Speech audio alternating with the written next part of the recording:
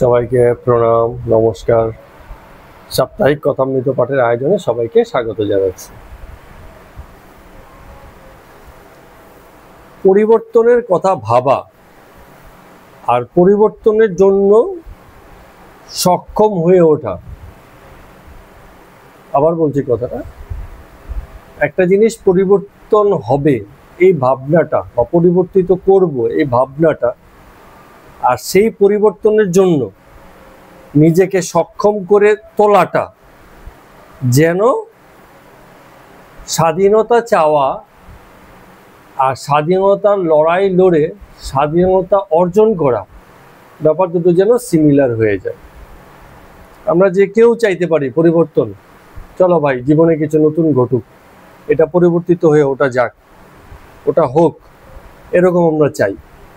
পরিবর্তন জগতের নিয়ম, চাইলেও হবে না চাইলেও হবে, কিন্তু কিছু পরিবর্তন জরুরি এবং অত্যাবশ্যক হয়, এক্ষুনি চাই, এক্ষুনি অন্তরে সেই চাওয়া উঠেছে, ঠিক আছে? বন্ধনবোধ যখনই উঠবে, মুক্তির আকাঙ্ক্ষা তখনই, মুক্তি তখনই চাই। এখন খিদে পেলে 3 দিন বাদে গিয়ে খাবো, তা তো হবে না। এখন খিদে পেলে বাচ্চা কাচ্চা কি করে, এখনই কাঁদতে শুরু করে, খাবার চাই খাবার চাই, খাবার দাও। তার মানে কিছু জিনিস আছে তাৎক্ষণিক, এই মুহূর্তের দাবি, এই যন্ত্রণা নিতে পারছি না, এই পরাধীনতা, সুতরাং স্বাধীনতা চাই, এক্ষুনি চাই, বলেছি যখন এক্ষুনি চাই, বাচ্চার আবদারের মতো, কারণ আর নেওয়া যাচ্ছে না।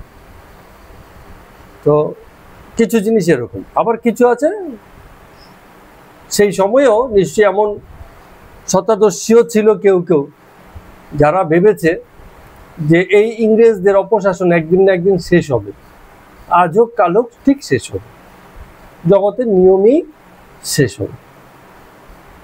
তারা হয়তো লড়াই করেনি, ভেবেছে যে ঠিক আছে আমরা প্রবাহের সঙ্গে থাকলাম, পক্ষ শক্তির সঙ্গে থাকলাম, এই করে করেই একদিন হয়তো এই পরাধীনতা যাবে। যেমন অনেকে এরকম ভেবেছিল সে সময়, যারা সশস্ত্র আন্দোলন করতে চেয়েছিল, লোকে বলেছে না এরকম আন্দোলন করার দরকার নেই। গান্ধীজি যেমন বলেছে যে অহিংসার পথেও দাবি দাওয়া করে আলোচনার মাধ্যমে স্বাধীনতা নিয়ে আসা যেতে পারে। কেন? তাদের লড়াইটা ওই খিদে পেলে এখনই চাই ওরকম হয়নি, তারা ধৈর্যশীল, ভেবেছে সময়ের সঙ্গে সঙ্গে আসবে ক্ষণে, আসবে ক্ষণে, মানে যাবো ক্ষণে, কখন যাবো তা ঠিক হয়নি। অনেকে জিজ্ঞেস করে না যে তাহলে যাবি তো, বলে যাবো ক্ষণে, তারপরে কখন ঠিক নয়, আজ হতে পারে, কাল হতে পারে, পরশু হতে পারে, নাও হতে পারে। এরকম স্বাধীনতা আমরা চেয়েছি, কেউ কেউ ভেবেছে ঠিক আছে চেয়েছে, ভালো জিনিস চাওয়ার দরকার আছে, হবে ক্ষণে স্বাধীনতা। যেমন বাড়িতে মেয়েরা বায়না ধরে ফুচকা খেতে যেতে হবে, বলে যাবো ক্ষণে, কখন যাবো তার ঠিক নেই, আজকে হতে পারে, কালকে হতে পারে, 2 দিন বাদে হতে পারে, রবি শনিবারেও হতে পারে, এরকম, মানে কোনো ঠিক নেই, এরকম ভাব। কিন্তু দুটো কথা বলেছি আলোচনায়, এক যে কিছু তাকে পরিবর্তনের আকাঙ্ক্ষা, মুক্তির আকাঙ্ক্ষা, যা এই মুহূর্তেই চাই, আর চাই বলে এই মুহূর্তেই চেষ্টা। কিন্তু এই আকাঙ্ক্ষাটা, পরিবর্তনের পক্ষে থাকা, মুক্তির পক্ষে থাকাটা, এই ভাবনাটা ভাবা যত সহজ, তার জন্য নিজেকে তৈরি করাটা কঠিন, এত সহজে হয় না। ভাবলাম আর হয়ে গেল, তা হবে না, ঠিক আছে? আমরা যেরকম স্যুপ রান্না হবে, কত আয়োজন, ভাবলেই তো হলো না, সবকিছু করে টোরে সব জোগাড় যন্ত্র করে তবে চাপিয়ে দিলে হবে, এর আগে হবে না। ভাবলাম আর হবে না, আয়োজন আছে, জোগাড় যন্ত্র আছে। তো এমনি ভাবে ছোট ছোট প্রস্তুতি আমাদেরকে বড় কিছুর জন্য প্রস্তুত করে তোলে। একটা পরিবর্তন আমরা চাইছি, তার জন্য যে প্রস্তুতি, সেটা আমাদেরকে বড় কিছুর জন্য তৈরি করে।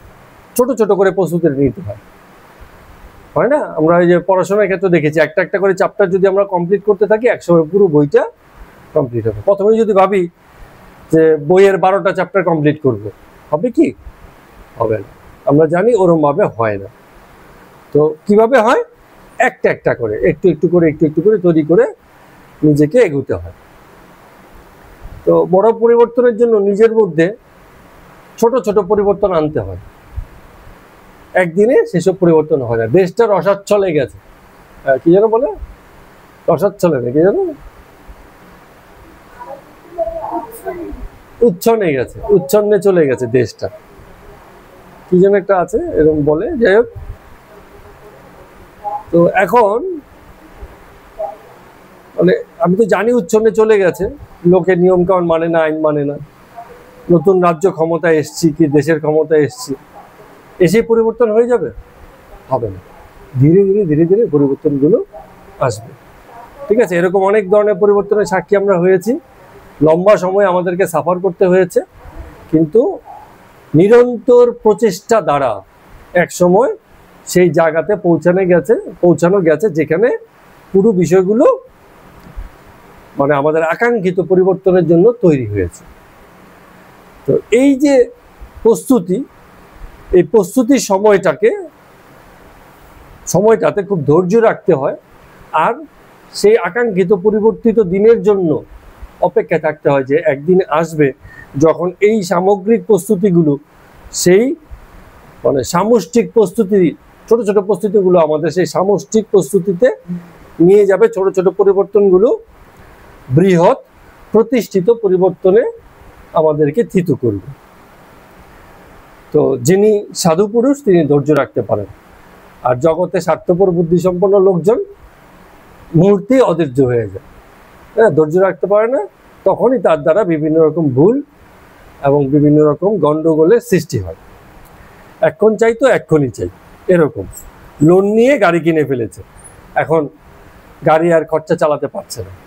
ঠিক আছে, মেনটেন্যান্সের তো খরচা আছে, তেলের তো খরচা আছে, ড্রাইভার রাখতে হচ্ছে, আরো কত রকম যন্ত্রণা। হ্যাঁ, তো ভেবেছে গাড়ি কিনলেই হলো, কিন্তু তার যে পারিপার্শ্বিক ব্যাপারগুলো তার জন্য তৈরি না হয়ে যদি কেউ এরকম করে, তাহলে অনেককে আমি দেখেছি, এই গল্প আমার এক পরিচিত বন্ধুর ভাগ্নের আছে, 7 দিনের মাথায় গাড়ি বিক্রি করে দিয়েছে, 7 দিনও রাখতে পারিনি, নতুন গাড়ি কিনে বিক্রি করে দিয়েছে। হুশের বসে কিনেছে, বেহুশে কিনেছে, আবার বেহুশেই বিক্রি করে দিয়েছে। হবে না, সম্ভব না, তারপরে আর কেনেনি, এরকম ব্যাপার। তো সে যেমনই হোক, এই প্রারম্ভিক আলোচনা দিয়ে চলুন আজকে আমরা কথামৃতের 109তম পর্ব শুরু করছি। আজকে এখন পুজোর সময় চলছে, আশেপাশে মাইক বাজছে, কিছুটা ডিস্টারবেন্স থাকতে পারে, আমাদের রেকর্ডিংও সেসব আওয়াজ কিছু আসতে পারে।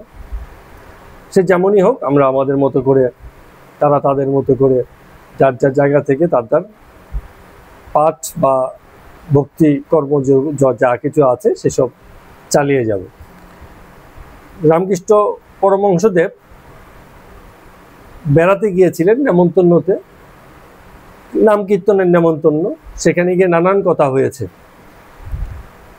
তো কথার এক পর্যায়ে তিনি মধুর নাম জপ করছেন, কৃষ্ণ নাম জপ করছেন, ঠাকুরের নাম জপ করছেন, মায়ের নাম জপ করছেন, এবং বাকি সকলে উদ্গ্রীব হয়ে সেসব কথা শুনছে। তো ঠাকুরের একটা আন্তরিকতার জায়গা এমন ছিল, তিনি মা মা বলে এমন আন্তরিকভাবে ডাকতেন যেন মনে হতো এরকম যে কোনো বাচ্চাই তার মায়ের জন্য কাঁদছে, এরকম ভাবে ডাকতেন মা মা বলে, প্রেম মাখা আন্তরিক, যেন সত্যি সত্যি নিজের মাকেই ডাকছে কোনো বাচ্চা, এরকম। তো এগুলো লোকের কাছে খুব আশ্চর্য মনে হতো।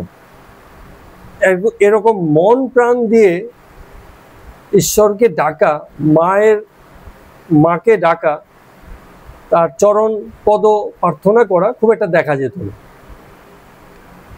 তো এটা লোকেরা খুব আগ্রহ করে দেখত, এবং রামকৃষ্ণদেব ঠাকুর যেসব প্রার্থনা করতেন সেই প্রার্থনাগুলো খুব সুন্দর ছিল। যেমন এই অংশে এসে তিনি একটা প্রার্থনা করছেন, কি বলছেন প্রার্থনাটা আমরা বলছি, বলছে, মা আমি তোমার শরণাগত, দেহ সুখ চাই না মা, লোকমান্য চাই না। দেহ সুখ তো আমরা জানি, দেহের যত সুখ যা আমাদেরকে ভুলিয়ে রাখে সেসব চান না তিনি। লোকমান্য অর্থাৎ লোকে মান্য করবে, সম্মান করবে, সেসবও চান না, দরকার নেই। অত মান্যতাও চাই না। অষ্টসিদ্ধি চাই না। অষ্টসিদ্ধি যদি লাভ করে এই প্রকৃতির স্তরে বিভিন্ন মানে সক্ষমতা, শক্তির অধিকারী হওয়া যায়, তাতে বিভিন্ন ভেলকি দেখানো যায়, বলে সেসবও আমি চাই না। কেবল এই করো যেন তোমার শ্রী পাদপদ্মে শুদ্ধ ভক্তি থাকে, নিষ্কাম মানে কোনো কামনা ছাড়া, অমলা অহেতুকী ভক্তি যেন থাকে। অহেতুকী মানে কি? অহেতুকী হেতু নাই, উদ্দেশ্য নেই, কোনো উদ্দেশ্যেই তোমাকে ভালোবাসি, তোমাকে চাই, এরকম নয়, ঠিক আছে? উদ্দেশ্যহীন এমন ভক্তি চাই যেন সেই ভক্তির পিছনে কোনো উদ্দেশ্য না থাকে। আমি কিছু পেতে চাই, কিছু নিতে চাই, দিতে চাই, কিছু করতে চাই, এরকম কোনো উদ্দেশ্য নেই। তোমায় ভালোবাসি, তাই তোমায় ভালোবাসি, এই কারণেই তোমাকে চাই। আর এটা খুব প্রার্থনা করছেন, যে প্রার্থনাটা উনি প্রায় প্রায় করেন, সেটা হচ্ছে যেন তোমার ভুবন মোহিনী মায়ায় মুগ্ধ না হই, অর্থাৎ জগতের এত সব ঐশ্বর্য যেন সেসবে মুগ্ধ হয়ে না যায়। বাবুর বাগান দেখতে গেলে আমরা কি করি? বাবুর খোঁজ নেই, বাগানই দেখি, বাগানে কি কি সুন্দর সুন্দর ফুল ফুটেছে, কত রকমের কত জাতের গোলাপ লাগিয়েছে, সাদা, লাল, গোলাপি, হ্যাঁ, তারপরে কি হচ্ছে কালো জবাও হয়, হলুদ জবা নয় সরি গোলাপ, হলুদ গোলাপ হয়, এরকম অনেক রং বেরঙের গোলাপ। তার আবার বহু রকম হয়, কিছু ছোট, কিছু বহু পাপড়িযুক্ত, কিছু বড়, নানান রকম। তো যারা বাগান দেখতে যায় তারা সেসবই দেখে, মালির খোঁজ করে, কোনোদিন বলে না এত সুন্দর বাগান করেছে, চলো ভাই মালিকে নিয়ে আসো, তাকে একটু প্রণাম করি। আচ্ছা, মালিকে তো প্রণাম করা হলো, এবার বাবুকে ডেকে আনো, তার প্রতিও কৃতজ্ঞতা জানাই। কেউ করে? কেউ করে, ঠিক আছে? রেশনের যখন চাল খাওয়া হয়, সরকারকে ভক্তি শ্রদ্ধা সম্মান করা হয়, উল্টু গালাগাল, ঠিক আছে? মানে সেই জিনিস নেই আমাদের, এটা আমাদের স্বভাব। আমরা যখন জগতের ঐশ্বর্য আর সম্পদে থাকবো, তখন এই ঐশ্বর্য আর সম্পদের পেছনে এই যে যোগানদাতা, যাকে আমরা কল্পনা করি যে এত ঐশ্বর্য সম্পদ তারই সম্পদ, তারই যোগান, তো আমরা ঐশ্বর্য সম্পদে এতটাই ভুলি, তাকে সেই সময় মনে করি না, এক নম্বর। আর যদি মনে করিও বটে, ঐশ্বর্য আর সম্পদেই এত মুগ্ধ থাকি যে তার দিকে আর ধ্যান দিতে পারি না। এমন বলি না যে ওই বাগান ফাগান আমার দেখার দরকার নেই ভাই, মালিককে দেখবো আর ঈশ্বরকে দেখবো, মানে বাবুকে দেখবো। এটা অর্থ হচ্ছে অবতারকে দেখবো আর ঈশ্বরকে দেখবো। অবতার হচ্ছে ঈশ্বরেরই স্বরূপ, জাগতিক রূপ, যাদের গুণ শক্তি প্রকাশ ঈশ্বরেরই প্রকাশ, এবং তাদেরকে আমরা তাদের মধ্য দিয়ে অবতারত্বের মধ্য দিয়ে আমরা সেই ঈশ্বরত্বের স্বাদ যেন পর্যবেক্ষণ, অবলোকন, উপলব্ধি করতে পারি। তো মালি হচ্ছে সেই অবতার, আর বাবু হচ্ছেন সেই ঈশ্বর, যিনি এর পিছনে আছেন। যিনি আছেন বলে মালি আছে, আবার মালি আছে বলে এই জগতের বাগান আছে। পুরুষ আর প্রকৃতি তত্ত্ব, যেন পুরুষ আছেন বলে প্রকৃতি সৃষ্টি স্থিতি লয়ের খেলা চালাচ্ছে, আর সেই খেলাতেই যত লীলা এবং মায়া আর মোহ, সেখানেই মজা, সেখানেই আনন্দ, সেখানেই ভোগ। তো এইবার আরো অনেকে যারা এসছিলেন, তাদের মধ্যে গিরিশ বাবুও ছিলেন, আমরা জানি। গিরিশ বাবু ঠাকুরকে বলছেন যে ঠাকুর, আপনি আমার বাড়িতে আজকে একটু পদধূলি দেবেন, সেই রাত্রেই যাবেন, মানে এখানের যে যা কিছু কর্মযজ্ঞ আছে, যা কিছু আয়োজন আছে, এগুলো শেষ করে আজকে রাত্রেই আমার বাড়িতে যাবেন। তো রামকৃষ্ণদেব ঠাকুর বলছেন, অনেক রাত হয়ে যাবে না যদি তোমার ওখানে যেতে চাই? বলে, আপনার যখন ইচ্ছা যাবেন, কিছু সময়ের জন্য হলেও আসুন, আপনাকে আমি নেমন্তন্ন করলাম, আমি বাড়িতে থাকবো, আপনাকে আপ্যায়িত করে আমার বাড়িতে আপনাকে সাদরে গ্রহণ করে তবে আমি আমাদের যে থিয়েটার আছে, থিয়েটারও একটু কাজ আছে, সেখানটাতে আমি যাব। ওখানে একটা ঝগড়া মেটাতে হবে, থিয়েটারের লোকজন কোনো একটা ঝগড়া বা বিবাদ বাঁধিয়ে রেখেছে, সেটা গিয়ে মেটাতে হবে, কিন্তু তার আগে আমি আপনার সঙ্গে আমার বাড়িতে সাক্ষাৎ হতে চাই, আপনার নেমন্তন্ন। এই কথা বলে গিরিশবাবু বেরিয়ে গেলেন। তো ঠাকুর এখন দেখছেন গিরিশ নেমন্তন্ন করেছে, না গিয়ে থাকা যাবে না, সেই রাত্রেই যেতে হবে। এই আলোচনা সেই আলোচনা, নানা কথায়, নাম গান গুণ কীর্তন, রাত্রি প্রায় 9টা বেজে গেছে। এছাড়া বলরামের বাড়িতে গেছিল, বলরাম বাবু তো বিভিন্ন আয়োজন করেছেন ঠাকুরকে খাওয়াবেন বলে।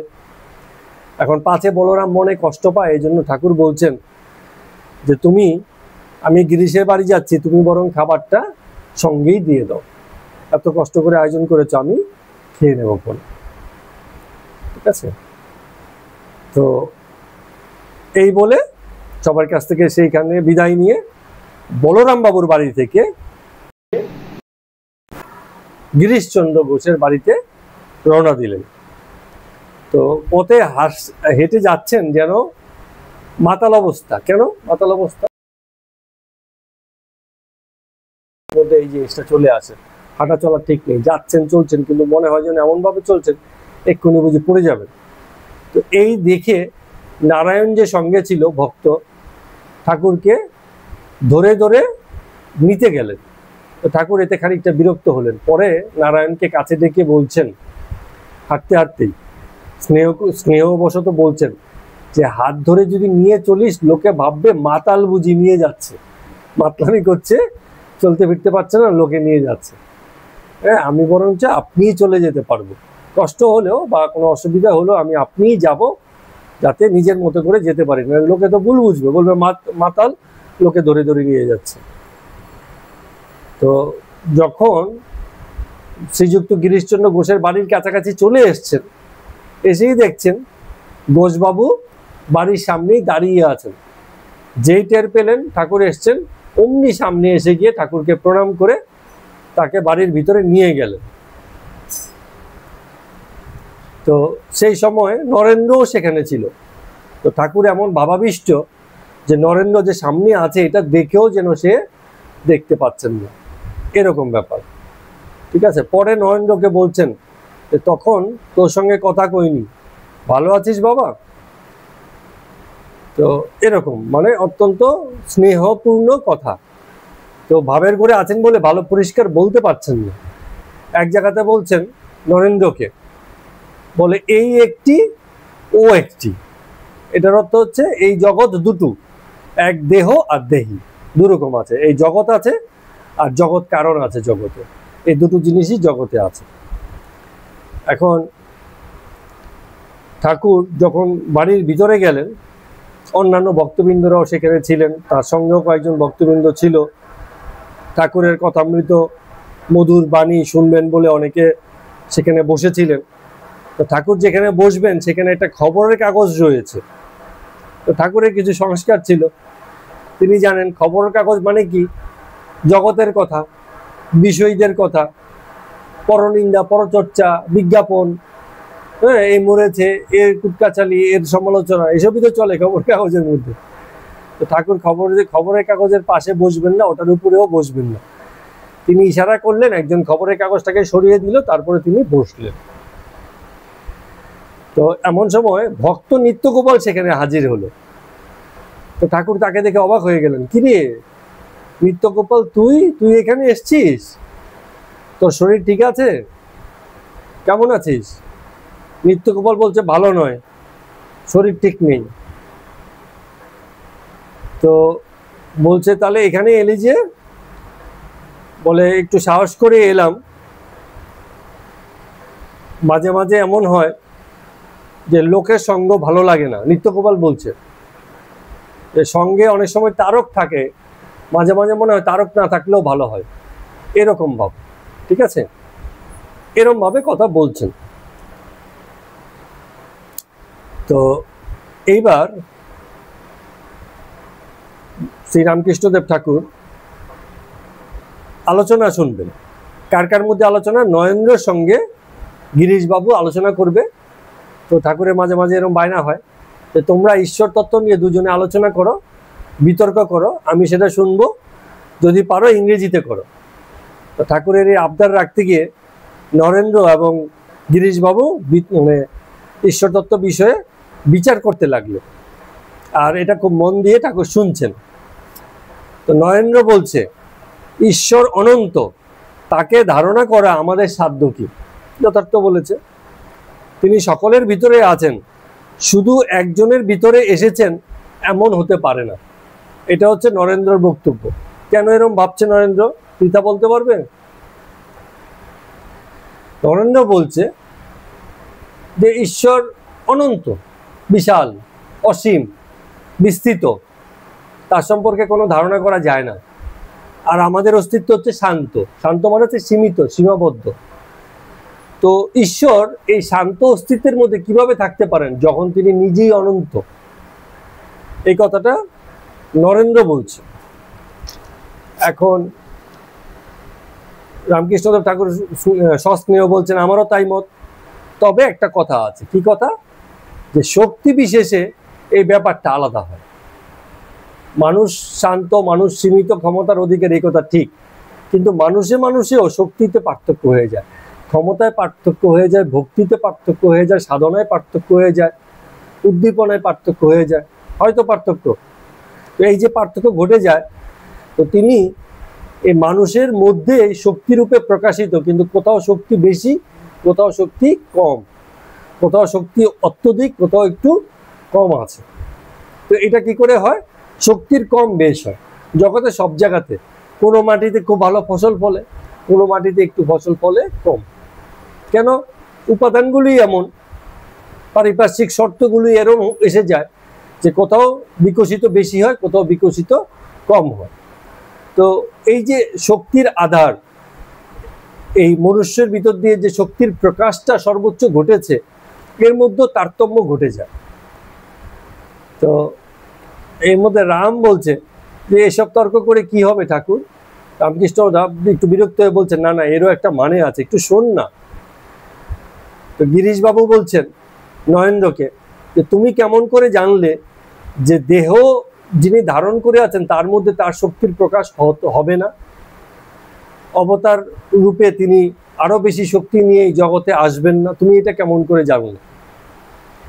নরেন্দ্র এই কথা বলছে যে শাস্ত্রই বলেছে যে ঈশ্বর অবাং মানস গোচরম, অর্থাৎ মানুষের মনের অগোচর, মানুষের পক্ষে তাকে বোঝা সম্ভব নয়। রামকৃষ্ণদেব ঠাকুর এই ব্যাখ্যা আগেও করেছেন, এবারও একটু উল্লেখ করলেন। কি বলছেন? যে মানুষ মনের অগোচর ঠিক, কিন্তু শুদ্ধ ভক্তি যদি থাকে, শুদ্ধ বুদ্ধি যদি থাকে, তবে মানুষের মধ্যেও সেই সক্ষমতা আসে যেখান থেকে সে এটাকে ধারণ করতে পারে। অর্থাৎ শুদ্ধ বুদ্ধি, শুদ্ধ ভক্তি, শুদ্ধ জ্ঞান এর মাধ্যমে সাক্ষাৎকার হতে পারে। এই সাক্ষাৎকারের নামই হচ্ছে আধ্যাত্মিকতা, আত্মদর্শন। যে ব্যক্তি আত্মদর্শন করেছে তার এই আত্মদর্শনের সক্ষমতা তাকে ঈশ্বর দর্শনের কাছাকাছি নিয়ে যায়। ঠিক আছে? কিরম ভাবে সম্ভব? ওই যে যাহা আছে দেহ বান্ডে তাহা আছে ব্রহ্মাণ্ডে, এরকম একটা কথা আছে না? যে দেহ বান্ডে তুমি যা দেখবে তারই সামষ্টিক রূপে জগৎকে তুমি দেখতে পারবে। ক্ষুদ্রতেও যা আছে সমষ্টিতেও বৃহৎ আকারে তাই আছে। তো এই ক্ষুদ্র শক্তির প্রকাশ বিকাশ হিসেবে আমরা যখন নিজেদেরকে আবিষ্কার করতে পারি, তখন তার ভিতর দিয়ে সে বৃহৎ অনন্ত শক্তিরও একটা ধারণা করতে পারি। অসংখ্য শান্তই অনন্তর সৃষ্টি করেছে। শান্ত, অনেক অনেক শান্তই অনন্ত, অথবা অনন্ত থেকেই শান্তের প্রকাশ ঘটেছে। অথবা আমরা যখন আবিষ্কার করছি আমাদেরকে আত্মস্বরূপে, তখন আমরা শান্ত, আর যখন এই আবিষ্কার ভুলে যাচ্ছি তখন আমরা অনন্ত। আমরাই অনন্ত, এক অনন্তই আছে, তার কোনো ভাগকেই আমি যখন দেখছি তখন সেটাকে বলছি শান্ত। যেটা আমরা বলেছিলাম, আকাশ তো অনন্ত, কিন্তু যখন আমি কোনো একটা খোলের ভিতর দিয়ে, নলের ভিতর দিয়ে আকাশকে দেখছি, তখন এই বৃহৎ আকাশেরই একটা খণ্ডাংশ আমি দেখছি। তো আমার পরিপ্রেক্ষিতে, আমার সাপেক্ষে সেটা আকাশের খণ্ড, আকাশের অংশ, কিন্তু আকাশ অনন্ত ইটসেলফ। সে খণ্ড হয়নি, সে অংশ হয়নি। এরকম বর্ণনা করেছে। তো নরেন্দ্র বলছে, তো গিরিশবাবু যখন বলছে যে এই অবতারের ভিতর দিয়েই এই ঈশ্বর তত্ত্ব সর্বোচ্চ প্রকাশিত হয়েছে, আর প্রকাশিত হয়েছে বলেই এই মানুষই, এই অবতার তুল্য মনুষ্যরূপী এই জগৎকে ঈশ্বরের সম্পর্কে বিভিন্ন ধ্যান ধারণা দিয়ে গেছে। এই তো যত অবতার আছে, ঋষি মুনি আছে, তারা তো জগৎকে এই ঈশ্বর তত্ত্বেরই ধারণা দিয়েছেন। তো এই অবতারের মধ্য দিয়ে ঈশ্বর প্রকাশিত হয়েছেন, এই কথা আমরা বলতে পারি। এটা কার মত? এটা হচ্ছে গিরিশচন্দ্র ঘোষ বলছেন। আর নরেন্দ্র বলছেন যে তার দরকারই কি, ঈশ্বর যদি নিজেকে প্রকাশই করবেন তাহলে প্রত্যেকটা স্বতন্ত্র অস্তিত্বের ভিতর দিয়েই তিনি নিজেকে প্রকাশ করতে পারবেন। হ্যাঁ, অবতারত্বের দরকারই নেই। আমরা যখন আমাদের মধ্যেই যদি তিনি থাকেন তাহলে আমাদের অন্তরের মধ্য দিয়েই তিনি প্রকাশিত হবেন। তো রামকৃষ্ণ ঠাকুরও সস্নেহ বলছেন, হ্যাঁ, অন্তর্যামী রূপে তিনি আছেন, এবং আছেন বলে তিনি আমাদেরকে বোঝান। তো এইটাতে দোষ ধরলে চলবে না, ঠিক আছে, অন্তর্যামী রূপেই তিনি আছেন। তবে এই নিয়ে ঘোরতর তর্ক বেঁধে গেল। তো নরেন্দ্র বক্তব্য হচ্ছে ইনফিনিটি তার কি কোনো অংশ হয়? আর গিরিশচন্দ্র ঘোষ বলছেন যে অংশ তো হয়েছেন বলে তিনি এত বেশি প্রকাশিত এবং আমাদের বোধগম্য হয়েছেন। অনন্তের কোনো বোধগম্যতা নাই, অংশেরই বোধগম্যতা হয়। ফলে অংশকে জেনেছি বলেই আমরা অনন্তের ব্যাপারে বোধগম্যতা লাভ করেছি। এই নিয়ে দুজনের মধ্যে ভীষণ তর্ক শুরু হয়ে গেল। তো মাস্টার মশাইকে ঠাকুর রামকৃষ্ণদেব বলছেন, এরা করতে করতে এমন জায়গায় পৌঁছে গেল যে এগুলো আর আমার ভালো লাগছে না। আমি তো দেখছি তিনিই সব হয়েছেন, আর সবই তিনি, কোথাও তো কোনো পার্থক্য নেই। তাও বটে, এও বটে, এও বটে, ওও বটে, এরকম অখণ্ডে মন বুদ্ধি হারা হয়ে যায়। নরেন্দ্রকে দেখে আমার মন যে অখণ্ডে লীন হয়, এর কি ব্যাখ্যা হবে? গিরিশচন্দ্র ঘোষ তখন বলছেন, আপনি যেটা বলছেন ওইটা ছাড়া সবটাই বুঝেছি। তো এবার রামকৃষ্ণদেব ঠাকুর একটু বলছেন দেখো, একটা জিনিস ভালো করে খেয়াল করে দেখবা, শঙ্কর বেদান্ত দর্শন ব্যাখ্যা করতে গিয়ে যা বলেছেন সেটা যেমন ঠিক, আবার রামানুজ বিশিষ্ট দ্বৈতবাদের ব্যাখ্যাও করেছেন। তো ঠাকুরের মুখে এই প্রথমবার খানিকটা আমরা বিশেষ শব্দের দ্বারা শাস্ত্রের ব্যাখ্যা শুনছি। তো নরেন্দ্র বলছে বিশিষ্ট দ্বৈতবাদ, এটা আবার কি জিনিস? তো রামকৃষ্ণদেব ঠাকুর নরেন্দ্রকে বলছেন যে বিশিষ্ট দ্বৈতবাদ আছে, রামানুজন এই মত প্রতিষ্ঠা করেছেন। তিনি বলেছেন এই যে ব্রহ্মের কথা বলা হয়, যে ব্রহ্মকে আমরা অনন্ত, নিরাকার এরকম রূপে জানি, এই ব্রহ্মই জীব জগৎ বিশিষ্ট হন, অর্থাৎ সেই ব্রহ্মই এই জীব জগৎ বিশিষ্ট। এই জীব জগৎ আলাদা নয়, ব্রহ্ম আলাদা নয়, ঠিক আছে? যেমন একটি বেল, এবার একটা উদাহরণ দিয়েছেন, যেমন একটি বেলের উদাহরণ দিয়েছেন। আচ্ছা প্রজ্ঞা, আমায় বলো, বেলের মূল উপাদান কি? কি খাই আমরা বেলের? বেল আছে না, ভিতরে যে মিষ্ট শ্বাসটা আছে সেটাই তো খাই। হ্যাঁ, রস করে খাওয়া যায়, কয়েক বেলকে আমরা ভিতরে মেখে খাই। কিন্তু এসবের তো আবার বেলের বিচিও থাকে, কাঠ থাকে, যেগুলো প্রয়োজনীয় নয় এমন, আবার বেলের একটা খোলও থাকে। তো আমরা যখন বেল খাবো তখন আমরা কোনটা খাবো? যেটাকে বলা হয় বেলের সার। সার হচ্ছে মূল ভাব, যেটা আসল। তো যখন আমরা জগতে থাকবো তখন এই আসলেরই অনুসন্ধান হয়, ঠিক কিনা? অর্থাৎ খোলা, বিচি, শ্বাস এসব আমরা খাই না, আমরা তার রসটুকু খাই, শ্বাস মূল উপাদানটুকু খাই, সারটুকু খাই, শ্বাসটুকুই সার। কিন্তু কেউ যদি বলে আচ্ছা বেলটাকে ওজন করো, তখন বেলের ওজন শ্বাসটুকু করলে হবে? বাকি যা কিছু আছে, সেই যে বেলের যে খোল, সেই খোলটা সহকারে পুরোটাকে ওজন করতে হবে। তো বেলের খোল সহ সবটা ওজন করলেই, তাহলেই আমাদের পূর্ণ বেলের ব্যাপারটা বোঝা যাবে। তেমনি করে শুধু নিরাকার ব্রহ্মকে জানলে আমাদের ব্রহ্ম সম্পর্কে ধারণা হবে না। এই নিরাকার ব্রহ্ম যা কিছু অধিকার করে আছেন, জগৎ রূপে যেভাবে প্রকাশিত হয়েছেন, সেসবকেও হিসেবে জানতে হবে। নিরাকারই একসময় সাকার হয়েছে, এই বোধটাও মানে থাকতে হবে, এই বিচারটাও থাকতে হবে, তবে সামষ্টিক ব্যাপারটা বোঝা যাবে, না হলে তারও যেন খণ্ডাংশই জানবো। তো রামানুজ এই কথাটা বলছে যে যে ব্রহ্মের কথা বলছি, হ্যাঁ, তার নিরাকার সত্তাকে মেনে নিলে আংশিক জানা হয়, পূর্ণ জানা হয় না। এই জীব জগৎ বিশিষ্ট ব্রহ্মটাকেও তার সঙ্গে জুড়ে রাখতে হয়, এই জন্য এটাকে বলে বিশিষ্ট দ্বৈতবাদ। দ্বৈত মানে দুই, দুই আছে, সারও আছে, বিচি আছে, খোল আছে, কিন্তু এই সব মিলিয়ে আমাদের যে সমষ্টিক যে ব্যাপারটা আছে সেটাই হচ্ছে বিশিষ্ট দ্বৈতবাদ। যার লীলা, হ্যাঁ, তারই নিত্য ভাব, আর যার নিত্য তারই লীলা। এই দুটোকে আলাদা করা যাবে না, দুটো আলাদা আমরা দেখি বটে, কিন্তু নিত্য এবং লীলা এই দুয়ে মিলিয়ে তখন সামষ্টিক ব্রহ্ম, পূর্ণ ব্রহ্ম যাকে আমরা বলি, সামষ্টিকভাবে বা পূর্ণরূপে তখন তার মানে আমাদের বুঝ হয়, আমরা তখন সেই বিষয়টাকে বুঝতে পারি। এই কথাটা রামকৃষ্ণদেব বলছেন। তাহলে দুজনের কথাই রাখলেন এবং দুজনকে মিলিয়ে দিলেন। এই জায়গাটাতে এসে নরেন্দ্র এবং গিরিশ বাবুর মধ্যে যে তর্ক বিতর্ক চলছিল সেই দুটোকে মিলিয়ে দিলেন। হ্যাঁ বলো। এটা আমরা শুরুতে বলেছি 109 নম্বর পর্ব। আচ্ছা, তো এবার ঠাকুর বলছেন যে আমি তো জগতে তাই সাক্ষাৎ করছি, এই যে বিশিষ্ট দ্বৈতবাদ, জগতের দুইও দেখছি, আবার এই দুইয়ের সমষ্টি হিসাবে তার সামষ্টিক রূপটাকেও দেখছি। আমি এককে ধরে নিই, এও সত্য এও সত্য, দুই সত্য, এরকম।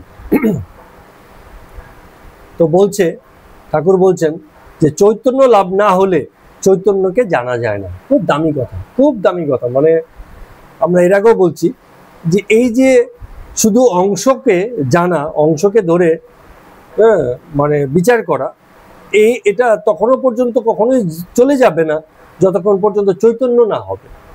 চেতনা হচ্ছে এই সামষ্টিক রূপকে গ্রহণ করার এক প্রকারের যোগ্যতা। যার চেতনা হয়েছে, জগতের সমদর্শনের যোগ্যতা তার হয়েছে। চেতনা যার নেই, সে আংশিক দর্শন করে, সেই বেদ দর্শন করে, সেই জগতে আছে, সেই স্বার্থবুদ্ধিতে আছে, সেই সকামে আছে। ঠিক আছে, চেতনা এলে পরে এই সমদর্শনটা আসে এবং আস্তে আস্তে বিচার দূরীভূত হয়। একসময় মনে হয় বিচার করে কি হবে, যদিও বিচার করে করেই আসা, যদিও সে সারবস্তুরই খোঁজ, কিন্তু সারবস্তু পেয়ে গেলে মনে হয় যা কিছু বিচার করে পিছনে ফেলে এলাম সেসবও তো আছে। হ্যাঁ, সেটা হয়তো সার নয়, কিন্তু অসার হলেও তো তাও তো অংশ, হ্যাঁ, সেটাও তো আছে। আর এই চৈতন্য লাভ হলেই মানুষের জগতের আসক্তি, জগৎ বিষয়ে আসক্তি, ইন্দ্রিয় বিষয়ে আসক্তি উঠে যায়। ঈশ্বরের কথা তখন তার ভালো লাগে, বিষয় কথা শুনলে কষ্ট হয়, এবং এইসব ব্যক্তিরই তখন সমাধির দিকে এগিয়ে যায়। হ্যাঁ, তার তখন মানে সাধনাই জীবন, সাধনাতেই সে থাকে। বলো।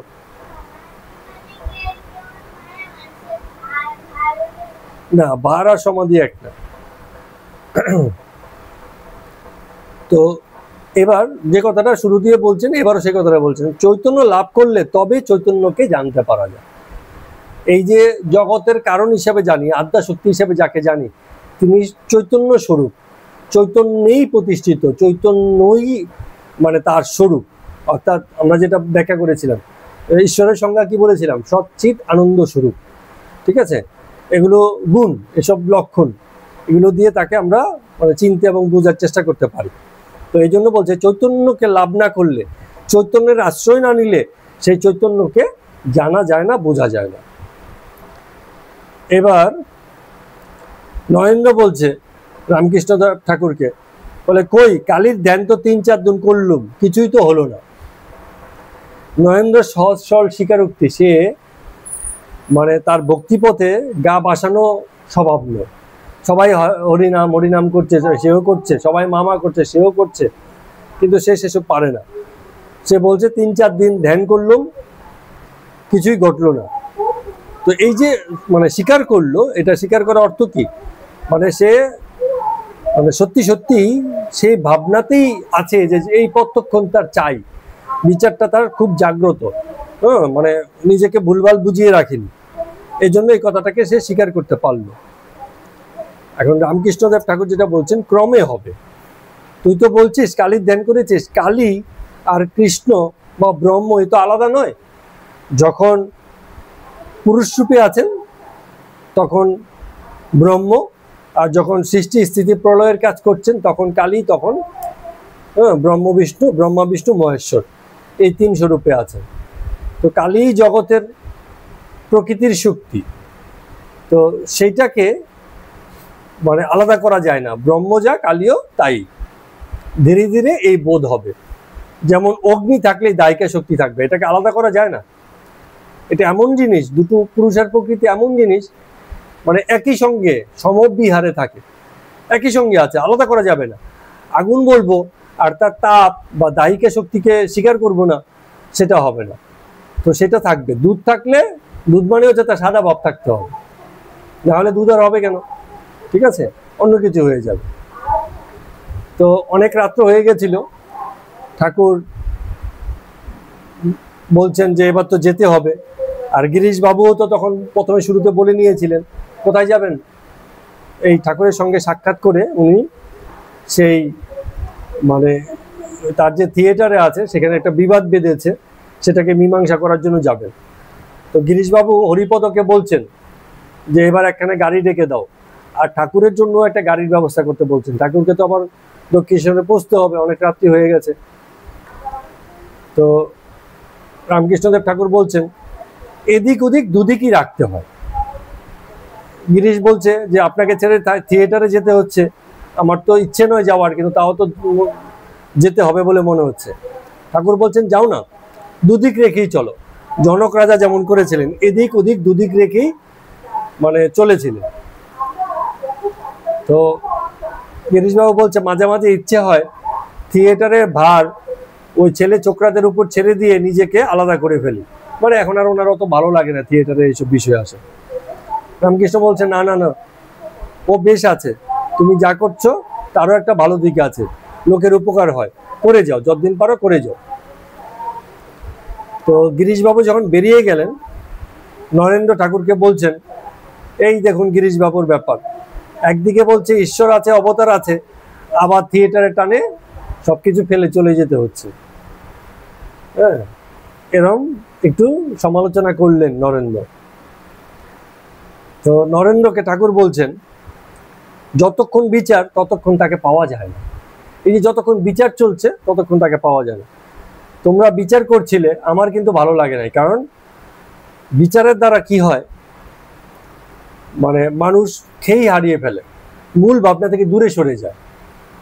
তো তার থেকে বরঞ্চ এই বিচারের যে হট্টগোলটা আছে, গন্ডগোলটা আছে, এটাকে বন্ধ করাই ভালো।